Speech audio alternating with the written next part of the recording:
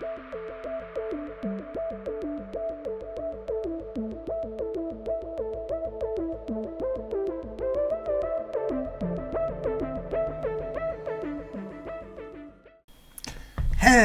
everyone and welcome to this video which is in our variants, our chess variant series. I'm Grandmaster Matthew Sadler and I am inflicting my enthusiasm for the variant Pawn Sideways on you.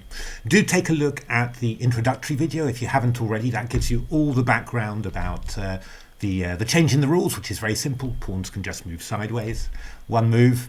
And and some of the interesting things about it. Now, what I've actually been doing is playing quite a few games against Stockfish and actually recording them whilst I played, and this is the first game.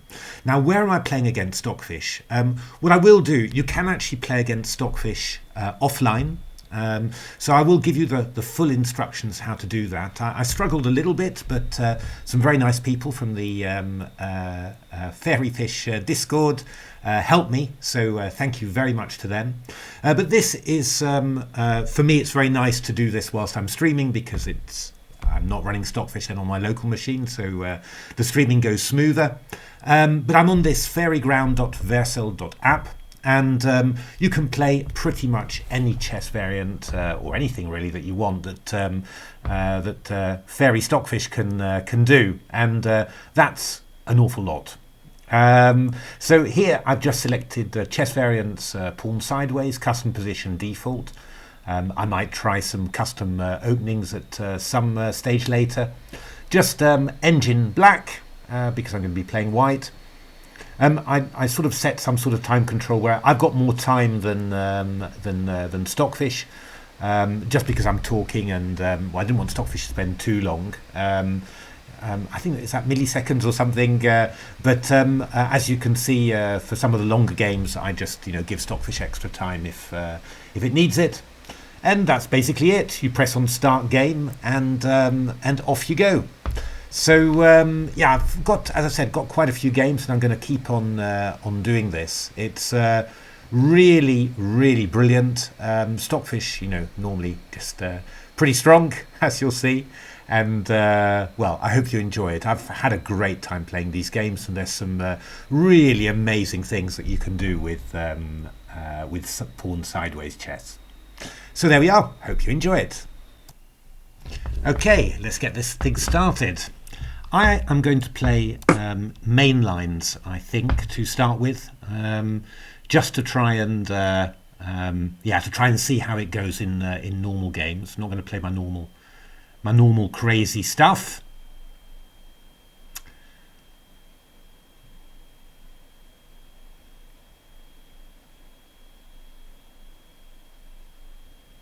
C5. Okay, so I'm going to play an open Sicilian, I think. Not quite sure which variation he's going to play. That'll be quite interesting to see, won't it? Okay, might get a Kalashnikov.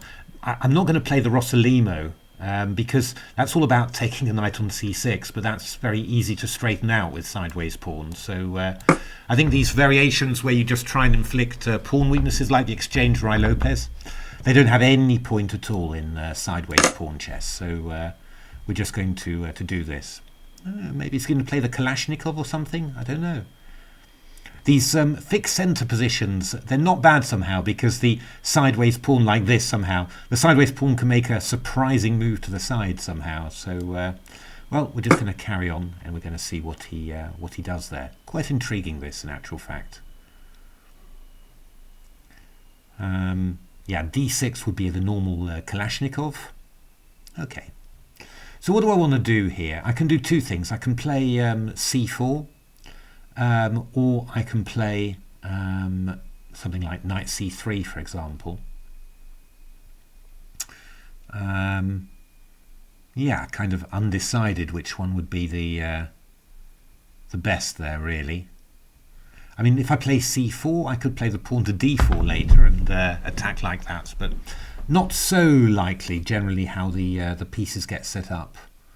I mean, what can he do? Oh, he could move the pawn d6 to e6, couldn't he? just get rid of his backward d pawn if I play c4. Interesting. That could be a possibility later on. Okay, I think I'm going to avoid giving myself a hole here, and I'm just going to play the knight to c3.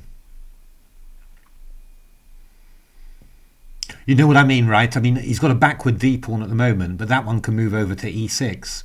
And if I play the pawn to c4, that'll give black a hole on d4 to exploit, which won't be so easy to cover. So let's have a look. Knight back here. I wish I could remember this line a bit better. I think black plays b5, I go knight d5, and there's knight ce7, I think. I think there's knight g7 as well. Knight f6 would transpose back into a Sveshnikov. We'll have a look.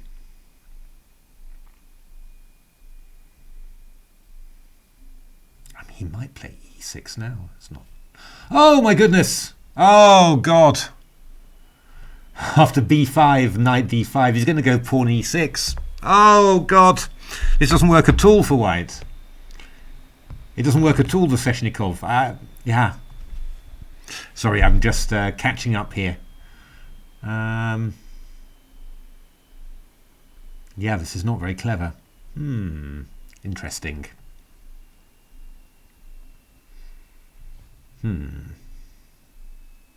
Yeah, and giving up the dark squared bishop as you normally do in the Sveshnikov, it's not going to be good. He's just going to play pawn d6 to e6. So I need to be prepared for that somehow.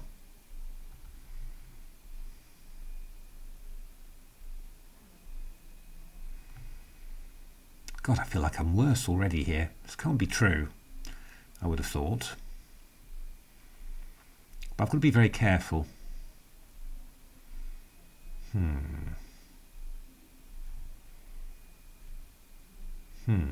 Yeah, I'm not sure. Oh, computers make you so uncertain, don't they?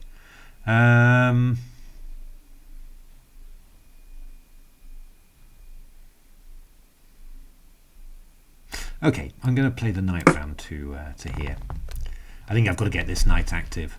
The only thing is, normally I'd be converging around a square on d5, and here he's just got the move pawn d6 to e6 just to take control. It means that the Sveshnikov is actually, or the Kalashnikov is actually quite powerful somehow. Okay, bishop b7. What I'm going to do, I think, is I'm simply going to develop normally and just play the bishop to d3. Then I'm going to castle, and we are going to see what we can do.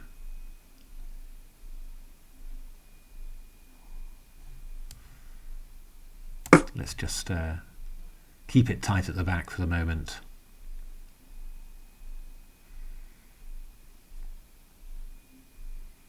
Yeah, I think I'm expecting pawn here now, to be honest. That would be quite a good moment for it, because you can move the bishop to c5. Yeah, okay. Yeah, I'm a bit slow, right?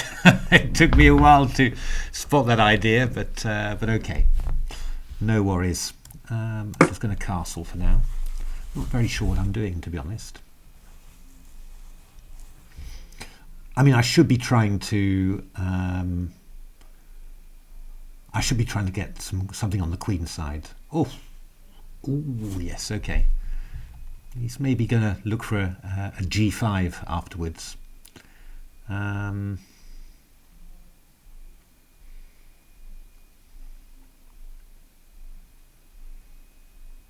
pieces do not have good scope. I don't feel I've done this very well somehow. I mean, playing a4 is definitely reasonable to get me the c4 square back for my knight, and that's going to be a fairly safe square. I'm not completely comfortable with what happens afterwards, but I don't like this move h5, because if I go a4, you go b4, knight e2 to g3, he's going to hit me with h4. I am a little bit worried about that. I'm definitely worried about that. But I'm sort of wondering how I'm supposed to develop otherwise, if I don't start taking some action now, to be honest.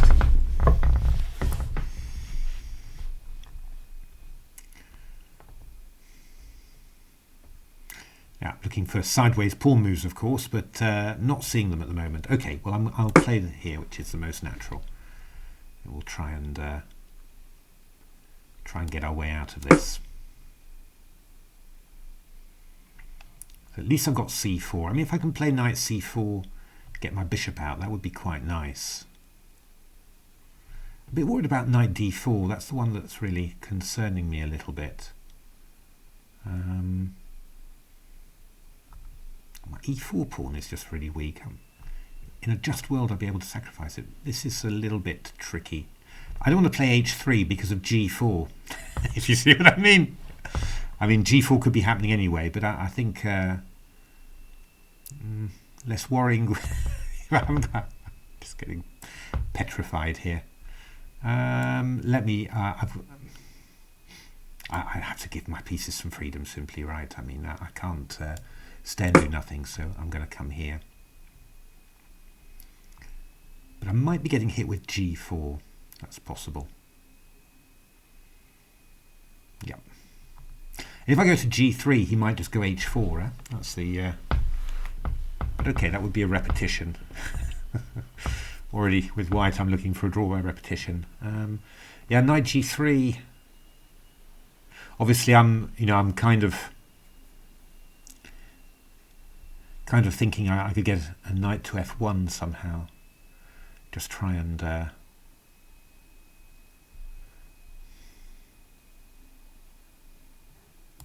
I'm going to go rook e1. Yeah, I mean, either I can play knight g3 to f1 to cover myself, or even knight e3 to f1. That would be a bit wimpy, but okay. Knight d7. So he's threatening queen h4. But that's fine. We're not scared about that. We're going to go knight g3. I'm threatening the pawn on g4 there. Okay, he can go h4, but I'll move the knight back to f1, I guess. Oh, f4. Curses. Yes, that's rather better. I can't put anything on e3 now. He's going to have bishop c5. God, I'm being completely... just being carted all over the place here.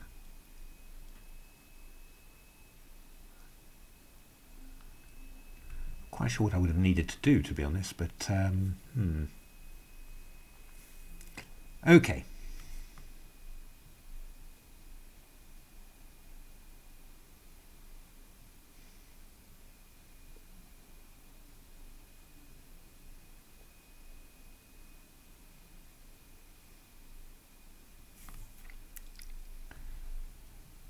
I'm vaguely considering g3, which looks absolutely suicidal. I don't think I'd consider it normally, to be honest, but it's getting a little bit... just having the feeling that if bishop c5 comes in, he castles queenside, I'm just going to get...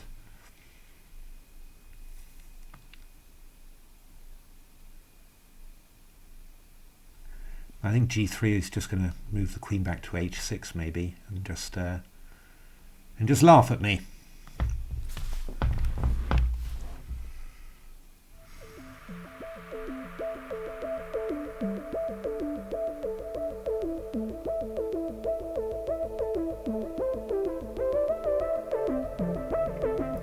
It's obviously quite irritating. I'm going to try it though. I'm going to try it. So help me God.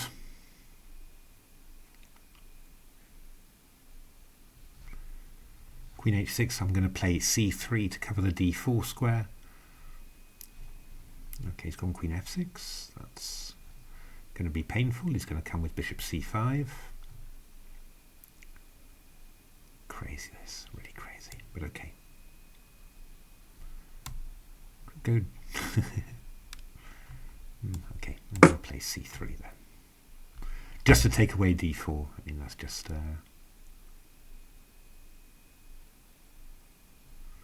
I can always play g4 at some stage. It looks horrible. But okay, I can do it. But if I go g4, he's always got h5, right? That's always the problem. It's, so, yeah. Bit of a toughie. What I really want to do actually is to move my bishop round to e2. So I'm threatening knight d6 at least. So, I mean, if I could get rid of something.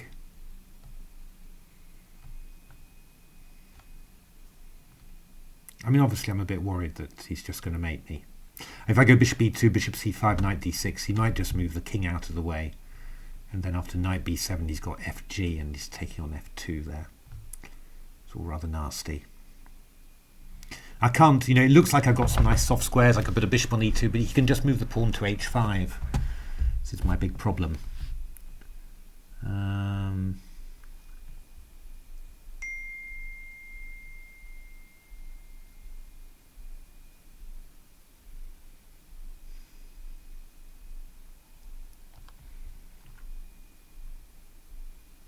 I mean, that pawn can also come round g4 to h4 in order to put more pressure on my pieces.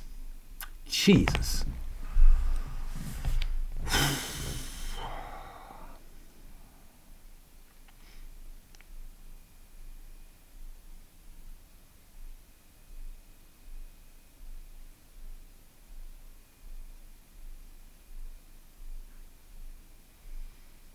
How can I develop? On Earth, how can I develop?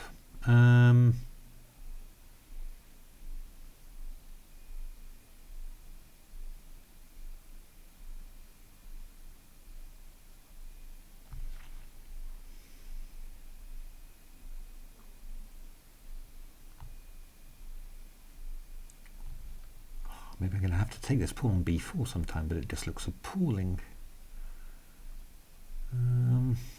I just can't. I'm just really struggling to find how to put my pieces in any sensible way, really. I mean, that's my massive problem.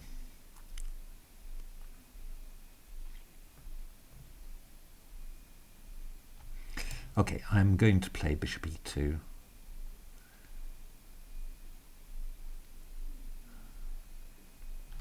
Oh, God. Yeah, come on. It's not. I'm not sure the choice is going to improve in quality the longer I spend somehow, yeah? It's one of those.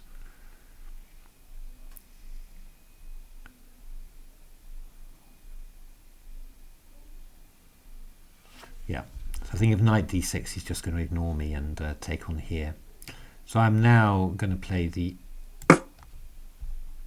somewhat worrying. I am looking for possibilities to move pawns sideways, but yeah, it's not really doing it for me. Knight to d6, would this be possible? Taking on b7 feels vaguely tempting, I have to say. If I can do it, let's do it. You know you want to, Matthew. Well, the bad feeling my queen's going to get trapped, but well, I mean, I'm threatening bishop 8. Ooh, God, that's nasty. Oh, he's threatening knight e5, isn't he? If I go bishop a6, which was my big threat, I thought, you know, then he goes knight e5. He's covering the, and then he's going to come into f3. Okay, we're not happy about this. But why don't I just play the move d4 here? Anything you can do, matey, I can do better. No!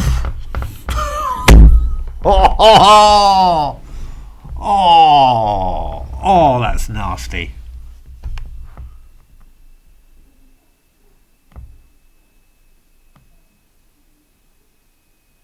Oh, that is evil.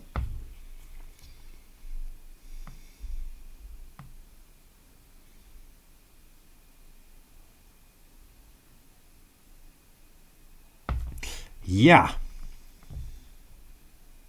Well, that's completely gone. Yeah. Well,